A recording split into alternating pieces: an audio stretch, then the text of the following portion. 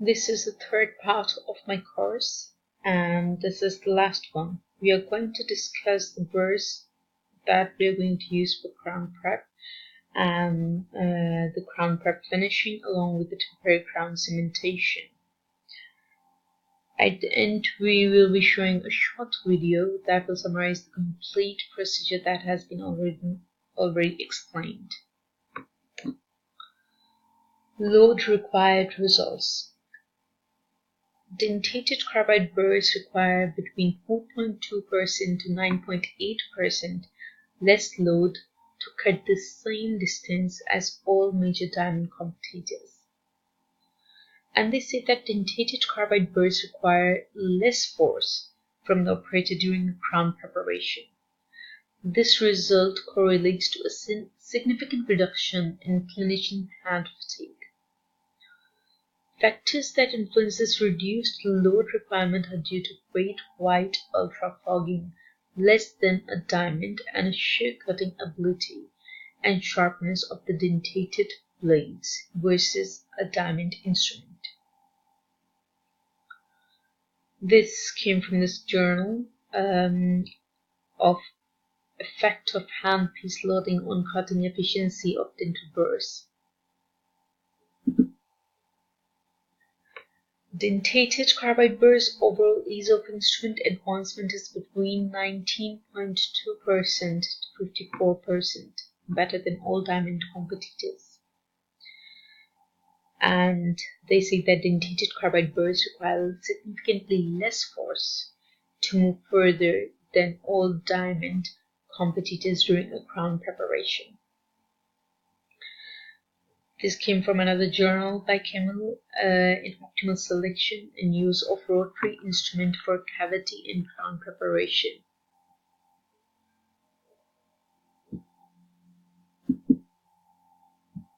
Results of temperature change.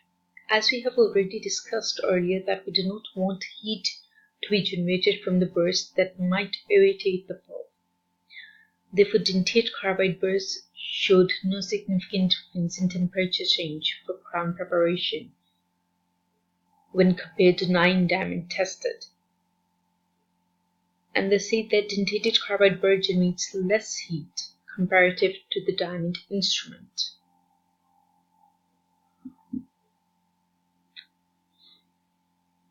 Finish margin and occlusal reduction.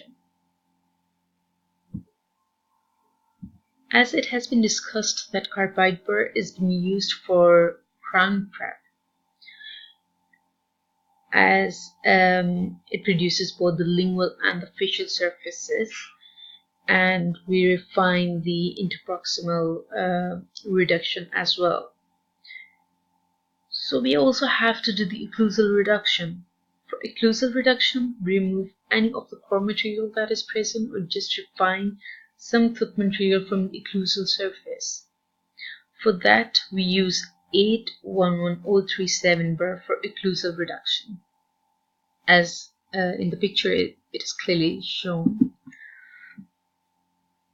And for the refinement of the prep, we use 856016 SC chamfer burr. And we also use SS White Revelation Diamond 379023 football shape burr.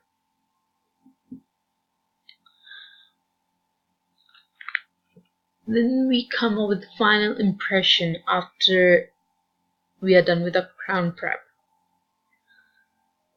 The material that we are using is honey gum.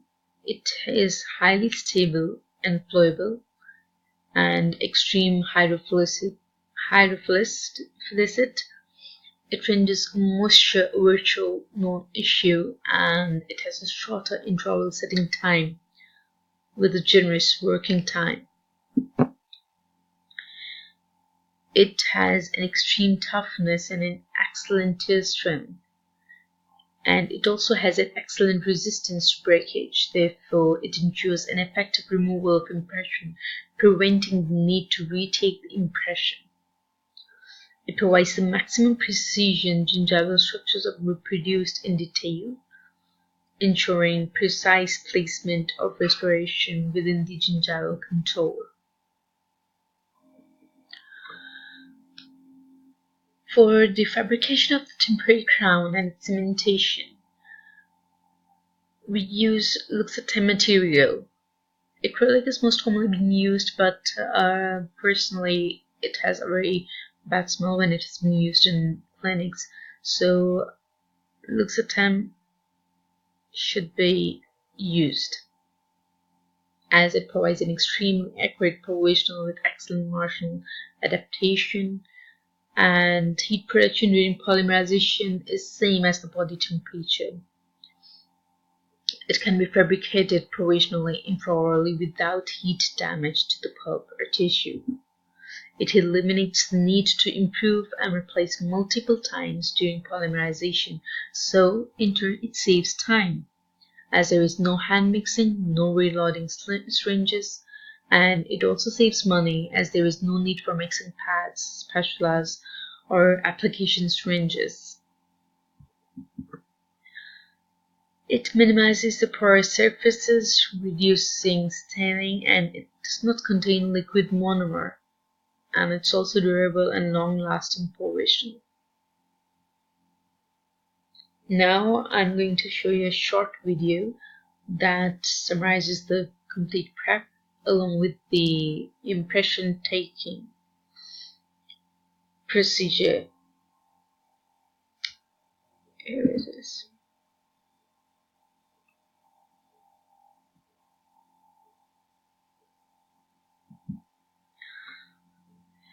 First of all, we are going to start a pre-treatment evaluation. We are going to evaluate the tooth structure, the tooth that we are going to prep, and we are going to do the occlusal reduction so we can remove any of the core material that is present just to refine the occlusal surface. Then we are going to remove the existing restoration, as you can see, that is present on the tooth surface, using a carbide burr. It easily removes the existing restoration. In chunks it can be easily removed, as all the chunks come out very easily, and it also helps remove caries, and as we can see, a detailed caries removal with increased magnification over here. With the carbide burr we remove any of the existing caries and restoration. Here we can see it with the final finishing with the round burr, that is with the slow speed for final caries removal. Here we have removed it. Then we place matrix band onto the tooth and we etch the complete surface of the tooth, and followed by polymerization filter activated, and etch is rinsed thoroughly, and dual core unfilled resin is scrubbed, and it is thinned using air and cured.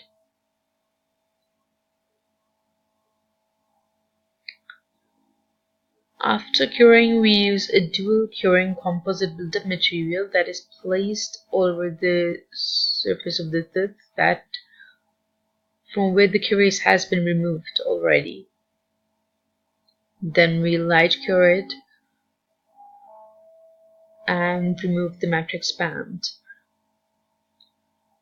Then we start with the crown preparation. We start with the buccal surface. Here we're using the buccal surface. As we can see in the indirect vision, we are preparing side by side. All surfaces are being prepared.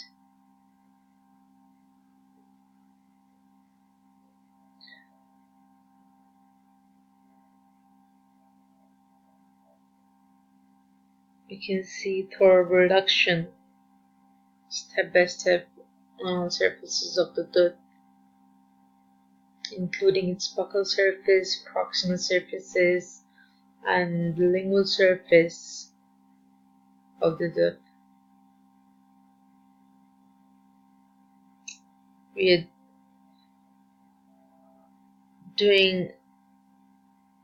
will be doing the final finishing with the chamfer burr,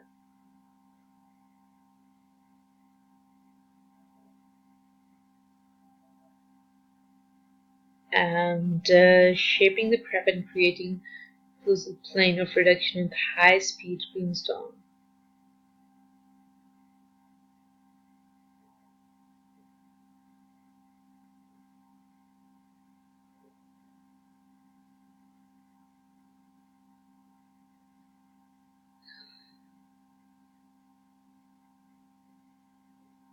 We're using a high-speed handpiece for this procedure.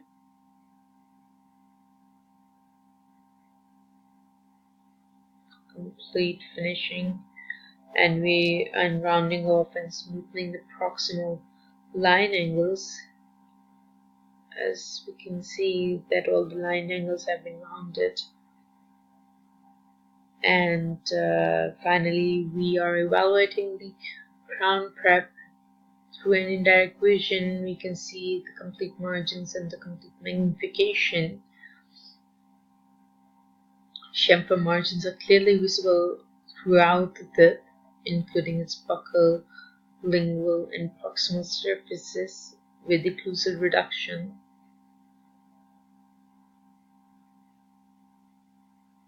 Now we are using a gingival refraction paste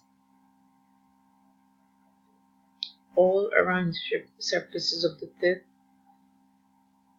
so that we can isolate the tooth for the final impression that we are going to take. So that's why we are thoroughly placing the gingival paste.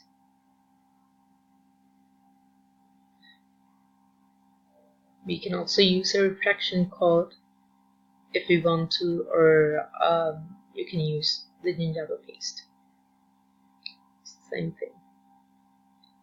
It is placed for 5 minutes, and after that it has been removed, and the prep has been rinsed thoroughly and dried. As you can see, then we are placing light body impression material all around the margins and over the prepared tooth surface.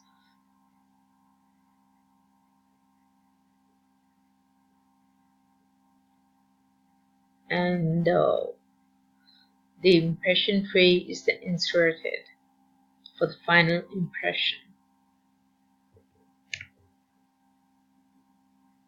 We are going to wait for 5 minutes, and after 5 minutes, when the impression comes out, we can see the margins all round. The impression under high magnification. It's clearly visible.